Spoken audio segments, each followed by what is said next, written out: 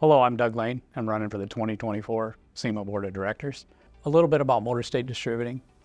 I've been honored to grow up in the family business. We're now third generation. My three children are involved in the business. My dad started it. My brother and I grew up in the business. 20-some years ago, I became president and currently perform in that role today.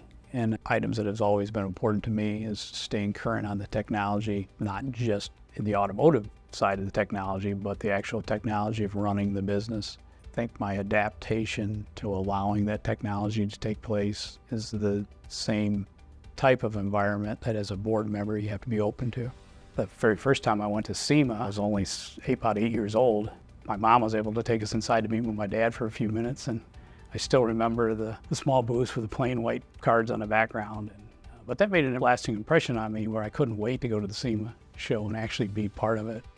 I've always felt it was real important to visit a number of our customers and our vendors, and I've been in at least 500 different speed shops, chassis builders, hot rod builders. You know, I've had firsthand knowledge of going through an EPA audit, dealing with CARB, dealing with Prop 65, I think the industry is kind of understanding and putting the right things in place to push back on what government overreach there can be and trying to work within the parameters that they're setting for us, but at the same time trying to stand up and protect the rights of an automotive enthusiast. The PRI show is very important to me. It's the leading racing trade show in the world. The identity of that show is very important. We need to push towards continuing to preserve that identity, at the same time moving forward with the latest things that are coming out in the racing industry and make sure that it's a show that the racing community feels they have to attend. And there's some barriers, you know, the cost points that we're facing today.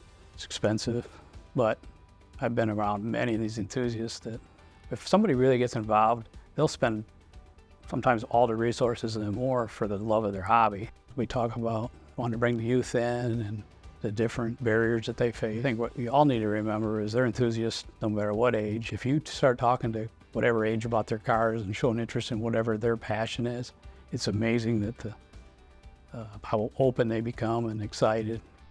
I think it's important as a member of SEMA, and part of what I would do as a board member is accept the technology when it comes to the federal government and their push for the EV and hybrid markets. But at the same time, we need to look at alternative fuels, we need to look at alternative ways.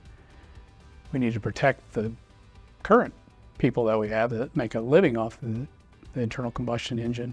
I think I can bring real life experiences to the SEMA board. I grew up in the industry. I've been part of a small speed shop as we've grown. I've been part of a warehouse distributor that's turned into one of the leading warehouse distributors in the country. I've also been involved as part of manufacturing businesses, so I understand what the manufacturers are. I'm a racer at heart, which is what's really important.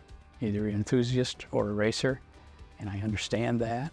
That's still what drives me today, being part of that feel and environment. I'm humbled to be nominated as a finalist, and I'm excited about what I can bring to the SEMA Board of Directors.